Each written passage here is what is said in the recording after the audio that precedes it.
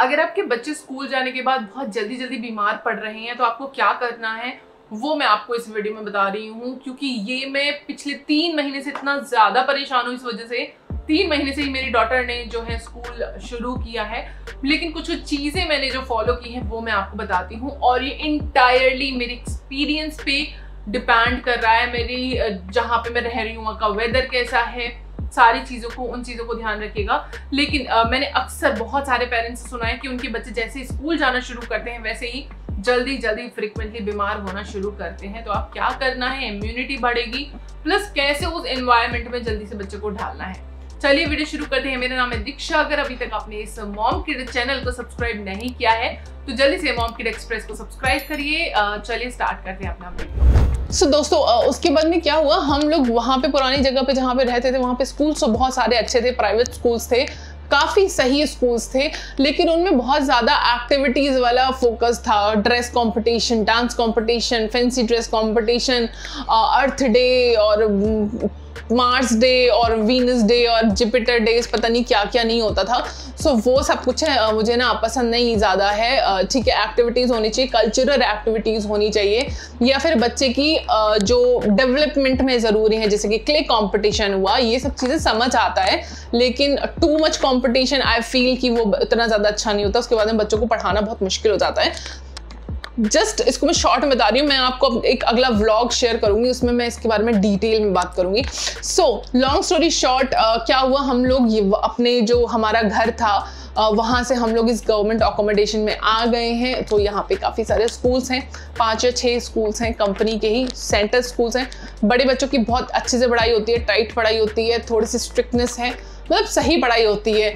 और जो एक्टिविटीज़ हैं वो भी रहती हैं, ऐसा नहीं है कि एकदम ही ओल्ड स्कूल टाइप है, वैसा भी नहीं है। सो बैलेंस है बहुत अच्छा यहाँ पे। सो इसलिए हम लोग यहाँ पे शिफ्ट हो गए।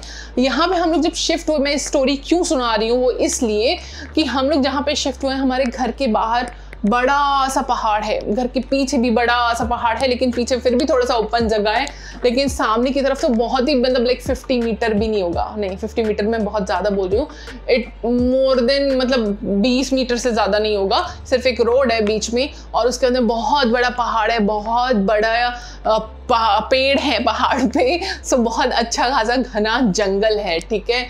उसकी वजह से क्या होता है कि घर ठंडा रहता है। ऑल्सो मुंबई में बारिश अभी काफ़ी ज़्यादा हो रही है। सो जब से हम लोग यहाँ पे आए हैं तब से कॉन्स्टेंटली बारिश हो ही जा रही है, बारिश ही बारिश हो रही है। उसकी वजह से पहाड़ भी हैं, पेड़ भी हैं, बारिश भी है, तो ठंडा बहुत ज़्यादा होता है।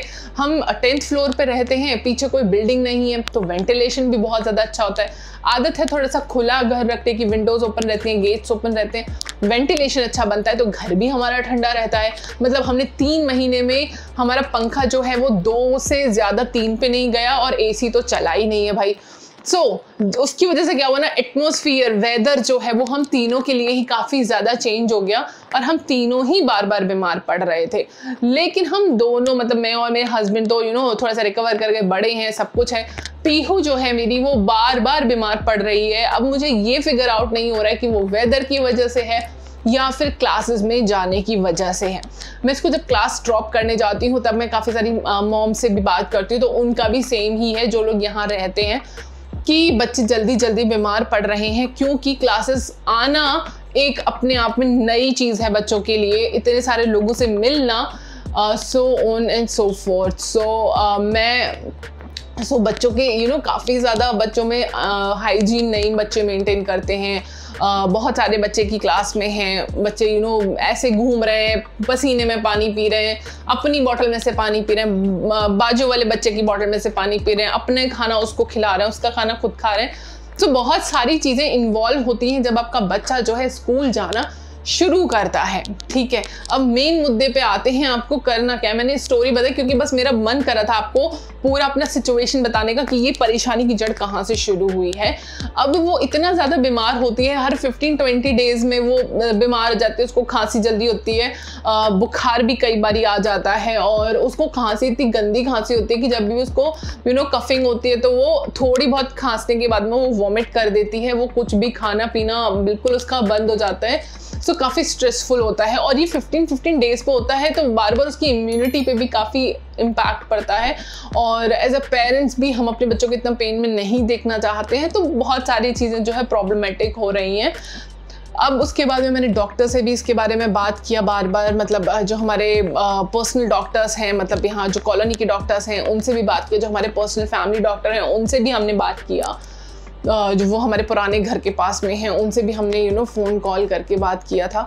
सो उन्होंने यही बोला कि 2 फैक्टर्स हैं उसके बीमार होने के। एक तो यही है जो वेदर का, मैंने आपको भी पूरी लंबी सी स्टोरी सुनाई, और दूसरा जो फैक्टर है वो है क्लास में जाने का। मैंने उनसे पूछा कि हम लोग क्या कर सकते हैं, क्या जब खांसी हो बच्चे को घर पे बिठा लेना चाहिए, क्योंकि हर 15 दिन में 1 हफ्ते के लिए बीमार होती है, तो मुश्किल से वो 1 महीने में 2 हफ्ते मुश्किल से स्कूल जा पाएगी। सो उन्होंने बोला कि नहीं, ऐसा नहीं कीजिए, लेकिन जब कभी बहुत ज़्यादा उसको खांसी होती है उस टाइम पे आप अपने बच्चे को घर पे बिठा सकते हैं, अदरवाइज आप उसको स्कूल जाने दीजिए, तभी उसकी इम्यूनिटी जो है डेवलप होगी, बढ़ेगी, एंटीबॉडीज़ बनेंगी। अब मैंने अपने बच्चे की लाइफ में, डाइट में, पूरे डेली रूटीन में क्या करना शुरू किया, जिससे अब मुझे oh my God, touch wood, थोड़ा थोड़ा मुझे जो है वो फ़ायदा दिखने लगा है। तो वो है एक रूटीन। रूटीन मैं हमेशा से फॉलो करती हूँ, आप सब जानते हैं, I am a huge fan of proper routine. So basically अभी मैं क्या कर रही हूँ, मैं मॉर्निंग में, क्योंकि अभी पिछले 3 दिन से 4 दिन से बारिश नहीं हो रही है, टच वुड बारिश नहीं हो रही है, तो हम लोग क्या करते हैं, सुबह उठते हैं 6:30-7 बजे हम लोग चले जाते हैं, पार्क जाते हैं। आधा घंटे के लिए हम पीयू को वहाँ पे जो हल्की हल्की सन राइज होता है ना, वहाँ पे उसको अच्छे से खिलाते हैं, अच्छे से खेलती है, पार्क में वॉक करती है, तो मैं थोड़ा सा फिजिकली काम करते हैं। फिर उसके बाद में पीहू को हम लोग घर पे ड्रॉप करते हैं, मेरी हेल्पर रहती हैं, सो वो पीहू को टेक केयर करते हैं, और मैं और फिर मेरे हस्बैंड जो है वो 1-1.5 घंटे के लिए वॉक करने चले जाते हैं। उसके बाद में क्या होता है ना कि उसके बाद में मेड जो है पीहू को थोड़ा ब्रेकफास्ट, लाइट ब्रेकफास्ट जो है वो करा के रखती है। इट कुड बी टोस्ट और दूध, और इट कुड बी कैलॉग्स, और इट कुड बी बहुत ही हल्का सा, like maybe banana only. So बहुत हल्का ब्रेकफास्ट वो करा के रखती है। जब हम लोग वापस आते हैं, देन मैं मेरी डॉटर को एक ठीक मील देती हूँ। It could be a sandwich, it could be half paratha, something like that, जो थोड़ा सा सॉलिड हो, क्योंकि थोड़ी देर बाद उसको स्कूल जाना होता है, 11 o'clock उसकी क्लासेस होती हैं, वो मैं अभी बताती हूँ। तो उसको हल्का सा सॉलिड मील लेती हूँ। 1 गिलास दूध वो मॉर्निंग में मेड के हाथ से पहले पी चुकी होती है, तो वो यहाँ पे हाफ मील लेती है। और वैसे भी वो स्टार्टिंग में जब लाइट मील करती है, तब जो मेरी हेल्पर है उन दीदी के हाथ से वो 1 गिलास दूध तब पी लेती है। उसके बाद में क्या होता है कि 10:30 बजे मैं मेरी डॉटर को लेके चली जाती हूँ स्कूल। आधा घंटे बाद होता है, पर मैं वॉक करते हुए लेके जाती हूँ, जिससे कि थोड़ी सी धूप मिले उसको।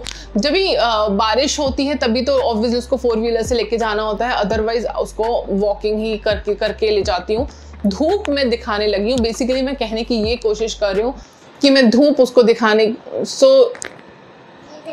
ये क्या है? ये ऑक्टोपस है। अच्छा, इसके ऊपर, ऑक्टोपस के ऊपर बहुत बड़ा रिंग है, इसलिए वो तैर नहीं पाता। क्या हो गया? इधर आके बोलो। तैर नहीं पाता। क्या बनाया ये आपने? ऑक्टोपस। ऑक्टोपस? ये कौन सा ऑक्टोपस है? बहुत सुंदर है। ये पानी में चलता नहीं है, वो बाहर उसको गर्मी लगती है, ऐसे रॉकेट की तरह चलता है। पानी में रहता है, बाहर गर्मी लगती है। अच्छा ठीक है, मैं थोड़ा सा वीडियो बना के आऊँ? Okay, so sorry about that, but anyway this is the mom's life, what can I do else. So basically मैं ये कहने की कोशिश कर रही हूँ कि मैं मेरे बच्चे को बहुत ज़्यादा अब सनराइज में रख रही हूँ। बहुत ज़्यादा से मतलब ऐसा नहीं कि 3-3, 4-4 घंटे, बट मैं कोशिश कर रही हूँ कि पूरे दिन में एटलीस्ट 40 मिनट से 1 आवर का बीच का टाइम जो हो, उसमें वो धूप में रहे विदाउट सनस्क्रीन। ध्यान रखिएगा, विदाउट सनस्क्रीन, क्योंकि मुंबई में अभी भी धूप जो है वो बहुत हार्श नहीं है, सॉफ्ट लाइट है। सो ऐसा कोई बहुत ज़्यादा skin damage, tanning and all नहीं प्रॉब्लम होने वाला है। सो धूप में लेके जा रही हूँ बिना उसके सनस्क्रीन के। ऑल्सो उसको जो कपड़े पहनाती हूँ मैं पतले पहना रही हूँ, जिससे कि सन की जो धूप है, गर्मी है, उसकी बॉडी में अच्छे से जाए और हीलिंग प्रोसेस जो है वो शुरू हो। उसके अलावा मैंने क्या किया है, उसको मैं शाम के टाइम पे बहुत लाइट फूड देना शुरू कर दी हूँ। उसके अलावा लाइक बारिशों के टाइम पे हम लोग कोशिश करते हैं शाम के टाइम पे या तो सिर्फ दाल, और दाल में खीरा और टमाटर एंड अनियन ये सब मिला के खा लेते हैं, या फिर खिचड़ी हो सकता है, या फिर थोड़ा बहुत चावल और मेजरली दाल। सूप्स मैंने उसको इंक्लूड करे हैं। इवनिंग के टाइम पे मैं उसको सूप देती हूँ। सूप की recipe I guess I have already shared it with you guys, link will be in the description below, और अगर अवेलेबल होगा तो मैं कार्ट में भी ऐड कर दूंगी। उसको सूप्स इंक्लूड करे हैं। वाटर इनटेक थोड़ा सा बढ़ाया है, बीच में 1 बार या 2 बार उसको मैं गुनगुना पानी देती हूँ, धूप दिखाती हूँ। मेडिसिन बिल्कुल बंद कर दी है, कोई मेडिसिन मैं नहीं दे रही हूँ उसको। स्टार्टिंग में मैंने उसको एंटी एलर्जिक मेडिसिन दी थी क्योंकि उसको डॉक्टर ने बोला था कि it could be allergy as well, बहुत ज़्यादा ग्रीनरी की वजह से भी एलर्जी हो जाती है। Same things was happening with my husband also, तो दोनों पापा बेटी में थोड़ा सा एलर्जी का फैक्टर भी हो सकता है, not sure about that also. Medicine starting में मैंने एलर्जी का एंटी एलर्जी वाला दिया था, बट उससे मुझे बहुत ज़्यादा बेनिफिट नहीं दिखा, तो मैंने उसको भी बंद कर दिया है। ये सारी जो चीज़ें हैं वो मैं कर रही हूँ। जब उसको खांसी होती है, हाँ जब उसको खांसी होती है तब मैं मेक श्योर करती हूँ कि वो स्टीम ज़रूर ले, लाइक बहुत ही ज़्यादा इंपॉर्टेंट है, मैं उसको स्टीम ज़रूर दिलाती हूँ।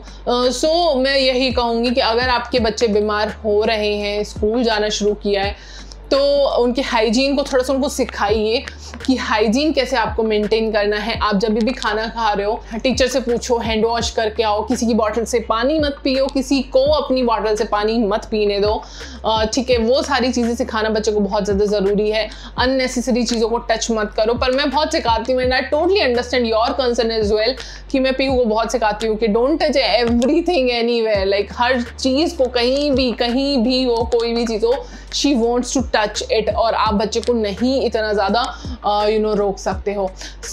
ऑल इन ऑल, अगर आपका बच्चा स्कूल जा रहा है तो हाइजीन सिखाइए उसको, धूप निकल रही है तो धूप दिखाइए, मिनिमम 30 मिनट्स की तो ज़रूरी दिखाइए विदाउट सनस्क्रीन, और सुबह की धूप होगी तो बहुत ज़्यादा अच्छा है। फिजिकल एक्टिविटीज़ में डालिए जिससे कि उसकी बॉडी में वो अलग ही गर्माहट आए और वो जो सर्दी है, खांसी है, उनसे फाइट कर सके।